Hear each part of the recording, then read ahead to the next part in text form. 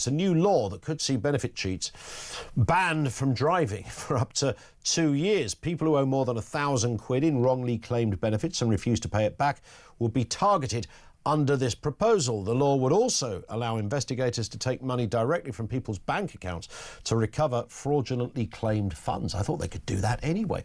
Reem Ibrahim is Communication Officer at the IEA, the Institute for Economic Affairs. Reem, good afternoon to you. Hello, good afternoon, Ian. Nice to have you with us as always. I mean, what do you make of this? I've lost count of how many governments I've heard say, yeah, they're going to get tough on knife crime, now they're going to get tough on benefit fraud. Spoiler alert, they won't do either.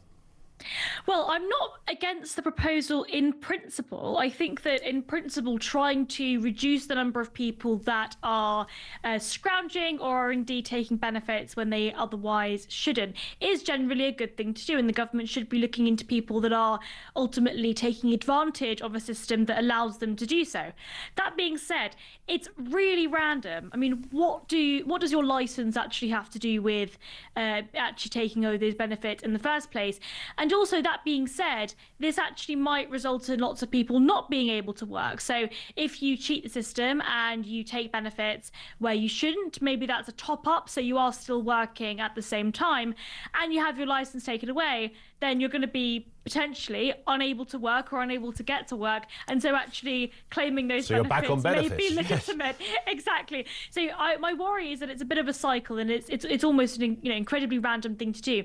I think it's also symptomatic of a system in which people are able to take advantage, and they are increasingly able to do so. I mean, we have about 10% of the adult working population on some kind of out of work benefit, usually as a result of mental health sickness. So after the pandemic, we had huge numbers of people that were now claiming mental health benefits as a result of those issues. Now, technically speaking, it's very difficult to decide whether or not those people are lying or not lying. Many of them are probably telling the truth. But the point is that they shouldn't be able to sign off on sickness benefits when they are mentally ill. There is absolutely no evidence that when you are depressed, the best thing for you is to be signed off as long-term sick. And you know what the real scandal about this is? As soon as you are signed off long-term sick, nobody asks about you. So the job centres don't ask about you. You're not counted in unemployment statistics. So the government can say, well, we've got unemployment down really low. But how many of these people are just missing? That's a very good point. And it's much easier, perhaps, for the system, let's call it that, to deal with somebody who's on long-term sick. Might cost them a few more quid, but actually that's a price worth paying to get rid of a bit of a headache and not have to add to the unemployment figures or get into any other kind of arguments. Absolutely. And I really want to stress this point. It's not just about the people that are fraudulent or are intentionally trying to scam the system. There are obviously many people that do that, and I think that that's absolutely disgusting that they are taking hard-earned taxpayer money. The rest of the country has to work. That being said, I really want to stress this point. It's not just a waste of taxpayer money. It's a waste of human potential. These are people that could be contributing to the economy, that could be contributing to society, that could have the dignity that work gives you, but they don't. And it's because the welfare system actively incentivises them not to. There's going to be a problem going forward, isn't there? Because all the smart money, Reem, says the benefits bill is going to go up. We have, obviously a big chunk, I think possibly even the majority of the welfare budget goes on old age pension. We've got more pensioners, which is fantastic in one way. Clearly, people live longer, etc. But of course, that's very costly for the health service. It's also costly for the welfare system too. So you have that. Throw in mental health issues, which have increased exponentially off the scale. So you've got increased amounts of people there.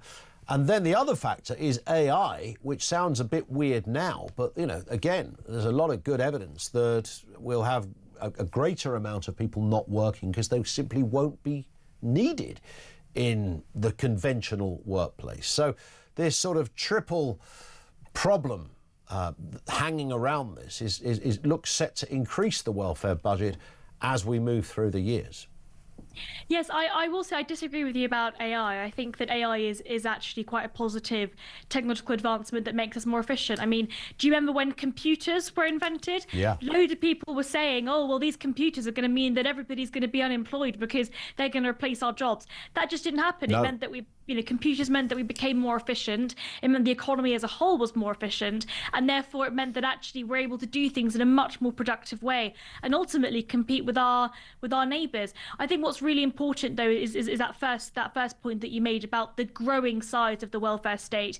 You are right, part of it is pensions, and actually a lot of it is pensions. We spend almost double the entire budget of the Ministry of Defence on pensions alone.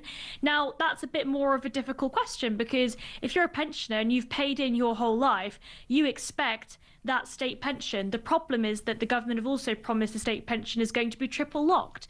So it means that it's going to rise in line with inflation or by 2.5%, or indeed by average wage growth, depending on whichever one is higher. So it does mean that it's a huge, huge cost. I think there has to be a genuine conversation about whether or not the pension system is sustainable.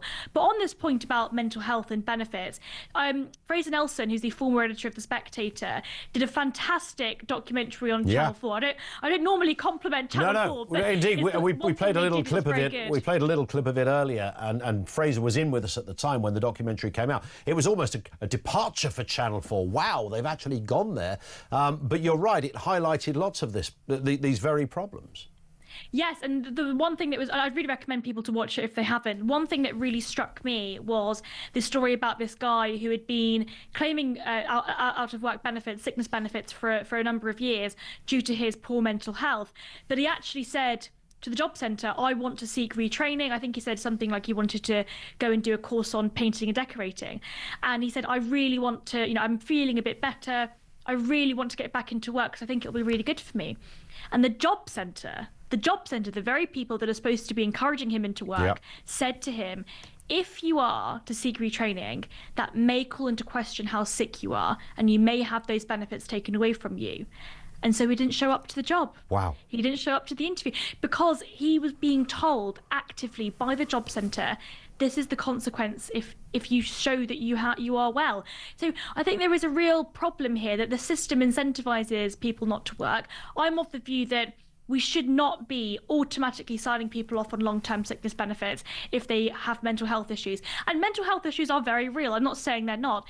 They are absolutely real. But if you are a depressed person, surely the worst thing for you to happen to you is for you to be told by the state, don't worry, stay at home. That's probably the worst thing. Yeah, I mean, surely it can't be beyond the wit of mankind to come up with a way that there's a line. You say, well, you can retain that assistance that you're getting from the state while you go looking for the job, and hopefully you get the job, and maybe you can do all sorts of things to continue your endeavours in trying to find gainful employment, which eventually will stop you.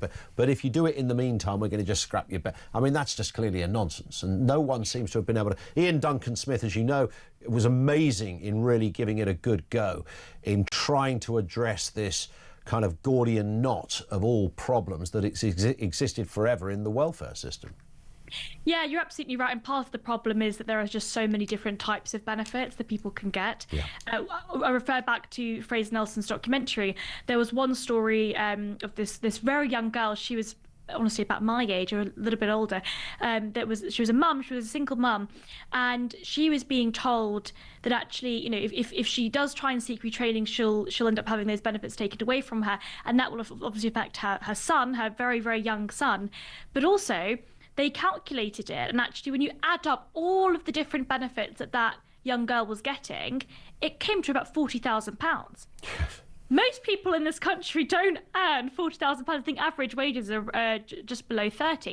Yeah. So the fact that somebody on benefits with a child, I might add, is able to get money that they just will not be able to earn in the private sector, I think is real proof that the system itself is broken. Absolutely. The system is broken. Will it ever be fixed? Reem, thank you as ever. Reem Ibrahim, who's Communication Officer over there at the Institute for Economic Affairs. Thank you to her.